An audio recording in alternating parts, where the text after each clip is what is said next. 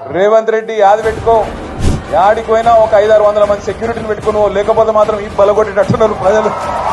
ఎక్కడికి పోయినా మాట్లాడతారు, అక్కడక్కడ డైలాగులు కొడుతుంటారు. రేవంత్ రెడ్డి కేసీఆర్ దమ్ముందా అంటారు, కేసీఆర్ అంటే నేను అంటున్నా కేసీఆర్ కావాలంటే ఈయన మన సోషల్ మీడియాలో పోస్టులు పెట్టే పిల్లగానే తట్టుకోలేకపోతుంది.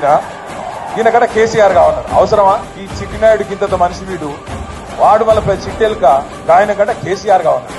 అందుకే మేము చెప్పినాం మొన్న, అంత లేదు నీకు, చేతనైతే ఇప్పుడు అసెంబ్లీ నడుస్తుంది కదా, రేవంత్ రెడ్డి గారు నాకు ఈ భాష ఇష్టం ఉండదు, నిజంగా చెప్పాను, నాకు తప్పదు. నాకు నిజంగా అప్పుడప్పుడు నాకు ఇష్టం ఉండదు చదువుకున్నా. రేవంత్ రెడ్డి లెక్క నేను ఆడ ఆవారా తిరిగినాను కాదు. ఎక్కడో పోయి బయట దేశంలో ఇక్కడ ఉద్యోగం సంపాదించుకున్నా, కొంత పేరు సంపాదించుకున్నా, నాకు ఇష్టం ఉండదు. కానీ ఇక కుక్కగాడుకు చెప్తే బాగా వాళ్ళకి ఇట్లే చెప్తేనే అర్థమవుతుంది.